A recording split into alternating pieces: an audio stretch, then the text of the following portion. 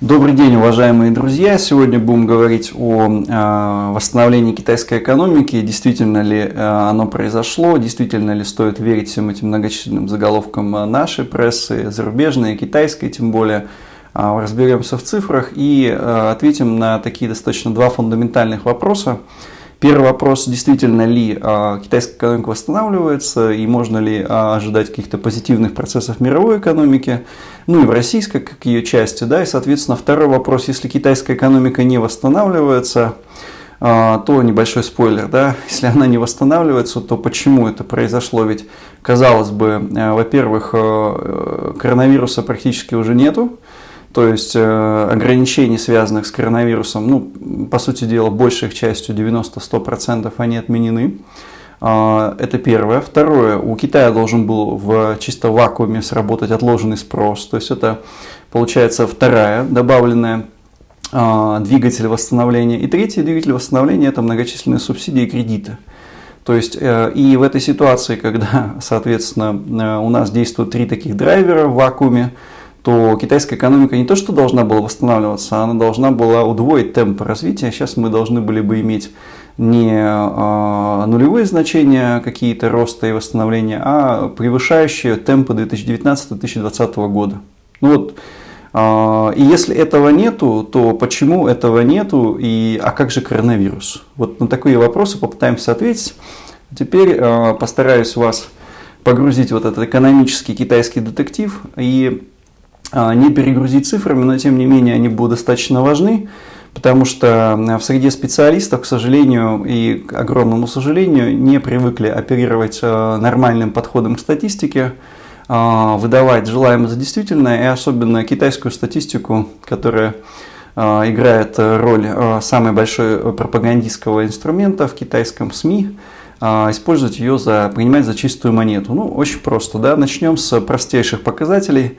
Прибыль промышленных предприятий. Значит, прибыль промышленных предприятий в Китае за период с января по июль упала на 8,1%. То есть, еще раз повторюсь, у нас было три драйвера роста: отложенный спрос, у нас был драйвер роста кредиты, субсидии, соответственно, и отсутствие коронавируса. Тем не менее, январь по июль минус 8,1%. Соответственно, если мы говорим о предприятиях государственного сектора, падение прибыли 23,5%. То есть на 23% прибыль меньше, чем в прошлом году. Да? Если мы говорим о добывающей, то есть и критических отраслях, более яркие примеры. В добывающей отрасли в Китае падение прибыли 41,6%. Ну, а говорить о том, что у нас происходит какое-то восстановление, что добывающая, значит, сырьевая отрасль китайская, которая и есть те, кто снабжает промышленные предприятия, и, соответственно, промышленные предприятия обеспечивают конечный спрос, и если там прибыль падает на 41%, о чем можно говорить? О каком восстановлении? Да? То есть, ну, это только начало. Значит, надо запастись терпением, послушать все остальные, соответственно, цифры. Значит, в производстве по января по июль падение прибыли составило 4,5% по сравнению с предыдущим 2019 годом. И, соответственно,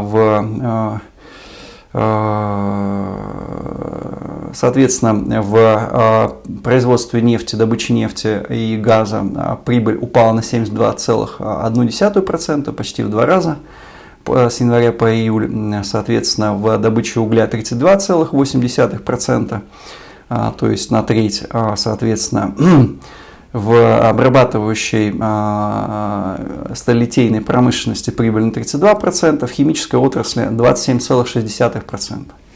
Да, то есть здесь у нас, соответственно, падение. И очень интересно, вот, что я оперирую данными Госстата КНР. Значит, Госстат не опубликовал данных по августу, что само по себе намекает нам на то, что, хотя уже сентябрь и многие данные опубликованы, что намекает нам на то, что эти проблемы, они не преодолены. Да?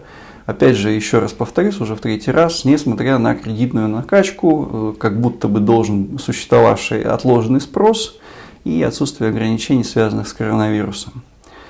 Соответственно, но все-таки, соответственно, показали прибыль, кто-то показывает прибыль, где-то происходит восстановление, где оно происходит, оно происходит в крупных промышленных корпорациях. Вот крупные промышленные корпорации общекитайского масштаба, они сами по себе, этот узкий сектор, где занято около 20% населения, все остальные находятся, значит, в убыточном экспортном секторе, 80% населения. Так вот, эти вот узкий сектор госпредприятий, крупных промышленных общекитайского масштаба предприятий, они показали рост 19,6% с января по июль. То есть там произошел рост в отдельных секторах. Соответственно, если мы говорим о продажах на рынке недвижимости, то они упали все-таки на 2,7% за период, соответственно, включая июль. И, соответственно, здесь тоже нельзя говорить о каком-то стопроцентном восстановлении. Отдельно, конечно, стоит посмотреть по промышленности. Естественно, что в этом ролике мы не сможем все отрасли охватить, все точки изучить досконально, но это в принципе и не нужно. Но вот отдельный сектор, который заслуживает достаточно большого внимания, это сектор, соответственно, автомобильного производства и продаж автомобилей. Да? Есть, соответственно, данные двух ассоциаций. Это ассоциации по автомобильных производителей и ассоциация автодилеров китайских. Значит, ассоциация автомобильных производителей совсем недавно, вот в августе, по итогам 8 месяцев, в сентябре по итогам 8 месяцев опубликовала свой прогноз на ближайшие 5 лет. За 5 лет автомобильная отрасль в Китае, она вырастет всего на 8%. То есть речь идет о том, что будет меньше 2% пункта рост каждый год. И вот к 2025 году, дай бог, что все будет хорошо, соответственно, будет объем продаж автомобилей производства 27 миллионов, почти 28 миллионов. То есть никакого какого-то V-shape восстановления, V-образного восстановления не происходит. То есть самое лучшее, как можно описать китайскую экономику, это более-менее устойчивая стагнация. То есть вот о чем реально нужно говорить. Никакого взрывного роста по вот итогам нескольких месяцев так называемого восстановления не произошло. Вот более того, ассоциация автомобильных производителей планирует падение продаж на 10% в конце 2020 года. А наша ассоциация другая, дилеров, они сообщают нам о том, что у автопроизводителей, как ни странно, образовываются большие запасы. То есть и возникает вопрос, а как могут образовываться запасы, если идет восстановление, если идет рост продаж автомобилей и так далее. И вот тут мы натыкаемся на очень интересный момент, который связан как раз вот с китайской статистикой. Дело в том, что вся статистика позитивная, то есть это легкие позитивные такие конвульсии, когда пациент в коме начал дергать пальцами. Соответственно, вот эти вот конвульсии, которые выдаются за восстановление, они, по сути дела, являются среднеарифметическим медианным значением от роста крупных промышленных корпораций, которые были датированы, прокредитованы масштабно государством, точечно, и, соответственно, огромным провалом в частном секторе, в котором занято 80% китайского населения и который ориентирован в основном на экспортные продажи.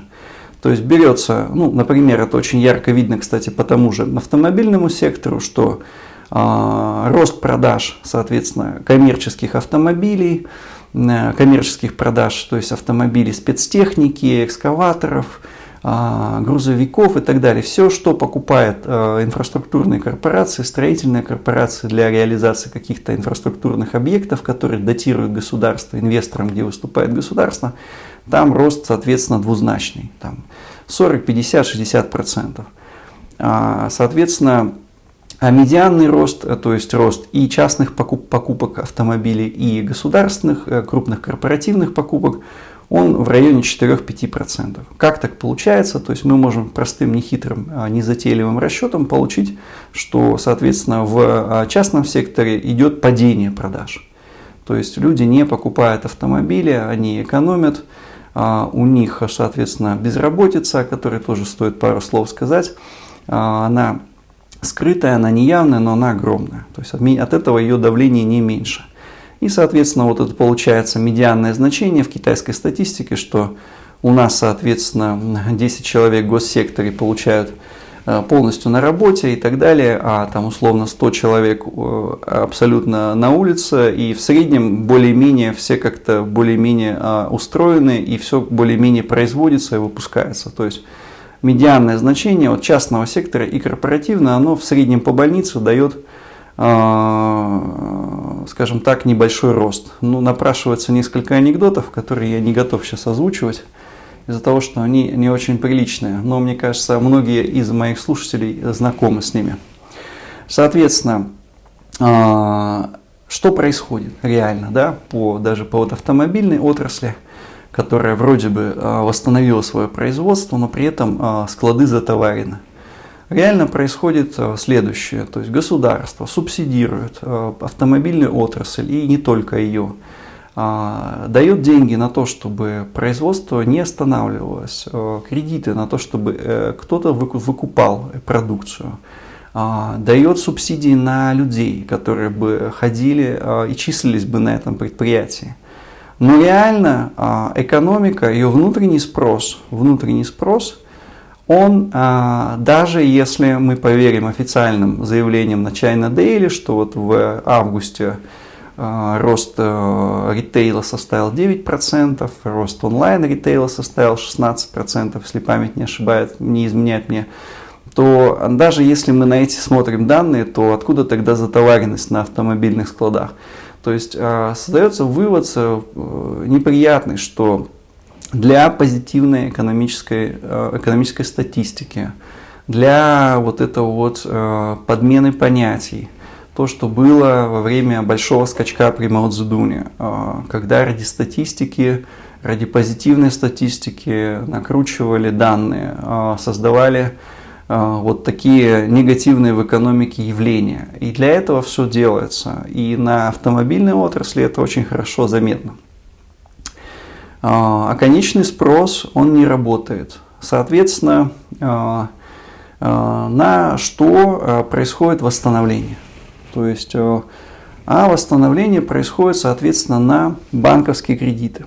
То есть, банковские кредиты, которые выданы в значительно большом количестве, мы можем посчитать, примерно прикинуть объем вложений китайской финансовой системы, вливаний в вот это вот так называемое восстановление.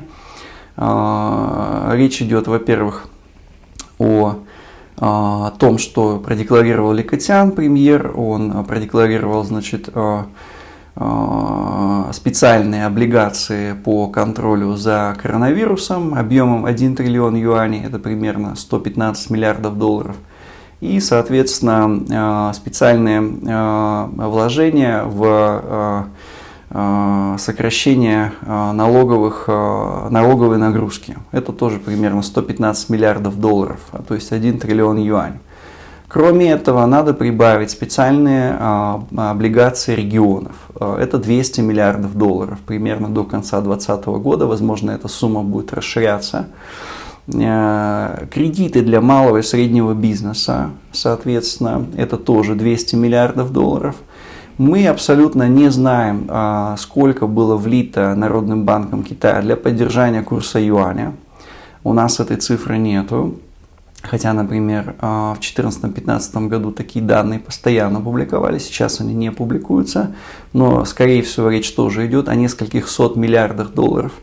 И прибавим к этому вливание на спасение фондового рынка, который, как напомню вам, он просто ушел в штопор в конце, соответственно, февраля и начала марта. Это тоже несколько сот миллиардов долларов. То есть речь идет о том, что китайская банковская система, финансовая система влила в экономику сумму, превышающую, то есть как минимум 1 триллион долларов за период с конца февраля, когда ситуация начала быть угрожающей, соответственно, к примерно июлю. августу. То есть речь идет о триллионе долларов за период меньше, чем полгода, ну, или полгода. И по итогам этого периода восстановления неотложный спрос, нет эти кредиты, соответственно, не обеспечили положительный рост. То есть мы это видим и в секторе недвижимости, и в автомобильном секторе, и, соответственно, во многих других отраслях. И это не поспособствовало росту прибыли, соответственно, промышленных предприятий, на которые и приходится большая часть экономики Китайской Народной Республики. То есть речь идет о том, что накапливается огромный объем невозвратных долгов. Реально объем невозвратных долгов в Китае скрывается. То есть официально эта цифра порядка 2% от всех долгов. Американцы оценивают эту сумму в 20%. Да? У нас есть определенный дедлайн по возврату долгов малых и средних предприятий в Китае. Это март 2021 года, когда, соответственно, эти предприятия, по идее, должны заработать и начинать отдавать долги Народному банку Китая. Но вряд ли они заработают, учитывая то, что происходит сейчас в китайской экономике, когда прибыль промышленных предприятий не растет. И внешняя торговля, даже с учетом официальной статистики, она сокращается. И драйвер внешней торговли не работает. Вот. То есть, соответственно, к марту этого года мы ожидаем, соответственно, к марту следующего года ожидается, соответственно, очередной такая вот черта, подходя к которой проблемы в китайской экономике будут, соответственно, сохраняться. И то, что мы сейчас видим по озвученным мной цифрам, что реально какова была ситуация. То есть после локдауна китайская экономика потеряла ровно треть своего ВВП. И это совпадает с оценками, которые были изложены в блоге МВФ. Соответственно, полуофициальная оценка падения китайской экономики на 30%. Ну, там была цифра больше, порядка, я сейчас не вспомню, наверное, это 36%, то есть значительно больше 30%. После вливания более чем триллиона долларов, на самом деле, скорее всего, речь идет о цифре в несколько раз больше, чем триллион долларов, но вот то, что есть на руках, это примерно триллион, то, что можно доказать. То есть после вливания этого триллиона китайская экономика восстановила 10% процентных пунктов. То есть она восстановилась только на 80%. При всем желании, при всем оптимизме говорить о том, что произошло V-образное восстановление китайской экономики, нельзя. Более того, вот восстановление этих 10% потребовало колоссальных жертв китайской финансовой системы. И учитывая то, что проблемы китайской экономики усугубятся в связи с приходом, к возможным приходом к власти Дональда Трампа, и, скорее всего, они не будут решены одномоментно даже в случае прихода Байдена или продемократических сил. То есть с учетом этого к марту 2021 года, соответственно, китайская экономика вновь испытает шоковые явления. Возможно, она испытает их гораздо раньше, чем март 2021 года. И очевидно, что проблема нарастающих плохих долгов, нарастающей эмиссии юаня, проблема, соответственно, отсутствие реального восстановления полноценного промышленности, безработица, она сохраняется. Безработица в Китае носит очень опасный характер, но вопрос был решен, во-первых, через субсидии, во-вторых, в Китае процветает скрытая безработица, то есть большинство предприятий порезало своим сотрудникам зарплату от 30% и больше.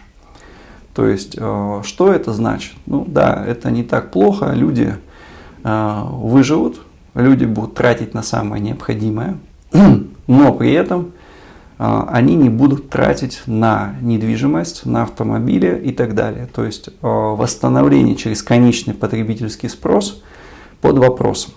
То есть то, что я говорил в мае, этот проблемный момент утраты внешних рынков и потери 30% экономики из-за локдауна, эта проблема сохраняется.